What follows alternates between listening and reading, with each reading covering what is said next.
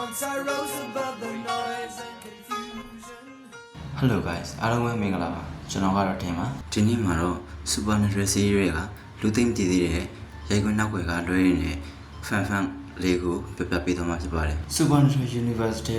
Demon နဲ့ Monster တွေအကုန်လုံးကိုနေနေခဲ့တဲ့ Winchester ညီကိုတွေကိုအားလုံးပဲမှတ်မိကြအောင်ပါစီဇန်ပေါင်း15ခုနဲ့နှစ်ပေါင်းများစွာအောင်မြင်ခဲ့တဲ့ Supernatural series ဟာဇာတ်လမ်းထဲမှာကြောက်စရာကောင်းခဲ့ပေမဲ့တကယ်တမ်းကင်မရာနောက်ွယ်မှာတော့ရေစရာလွှဲတွေနဲ့ပြည့်နှက်နေခဲ့ပါတယ်ဒီနေ့မှာတော့ fan တွေတော့တရားမသိသေးတဲ့နောက်ွယ်ကအလန့်စားအချက်လက်5ခုကိုပြပြပေးသွားမှာပါဇာတ်လမ်းထဲမှာခက်တီကြီးနဲ့တရားတွေကိုရှာဖွေတတ်တဲ့ Sam Winchester ပြင်မာတော့တကယ်ကိုကြောက်တတ်တဲ့သူပါအရက်6ပြီလေးလက်မရှိတဲ့တရုတ်ဆောင် Jared ဟာစက်ဝင်ခံတွေက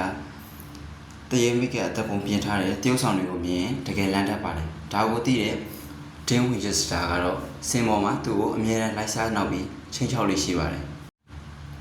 နံပါတ်2ကတော့အားလုံးရဲ့အမှတ်မိကြအောင်မထင်ပါတယ် Yellow Fever အပိုင်းမှာ Dean တယောက်ကောက်အောင်မှာ Eye of the Tiger ဆိုတဲ့သင်းကိုယူသွတ်စွာဆိုခဲ့တဲ့အခန်းရှိပါတယ်တကယ်တော့ဒီအခန်းဟာဇန်ရုံးထဲမှာမပါဝင်ပါဘူး Driver ကခပ်လုံအော်ပဲစောင့်ကြည့်နေချိန်မှာတရုတ်ဆောင်ချက်ဆန်ဟာသူ့သဘောနဲ့သူအမိုက်စားတရုတ်ဆောင်သွားခဲ့တာဖြစ်ပြီးတော့ပရိသတ်တွေအကြိုက်ဆုံးစံတစ်ခုဖြစ်လာခဲ့ပါတယ်နံပါတ်3ကောင်းကင်နံပါတ် guest ရဲ့အမတ်သားဖြစ်တဲ့ကိုကြီးရှိကြီးကိုမမေ့ကြအောင်ပါသူဟာ series ထဲမှာဒီအင်ကြီးတစ်ထည်တည်းကိုပဲနှစ်ပေါင်းများစွာဝတ်ဆင်ခဲ့တာပါဒါပေမဲ့ရိုက်ခွင်းနောက်ွယ်မှာတော့အရှိခန်းတွေကြောင့်အင်ကြီးတွေစုပ်ပစ္စည်းသွားလို့အဝယ်စားတောင်းကန်တွေဟာတွင်ကြီးတဲ့ကိုကြီးအထည်ပေါင်း80ကျော်ထိအရန်အသင့်ပြင်ဆင်ထားခဲ့ရပါတယ်နံပါတ်4ကတော့ဒင်းနဲ့ဆန်ရဲ့အပြင်ကတကယ်ညီကိုတန်ရုံးစင်ဖြစ်ပါတယ်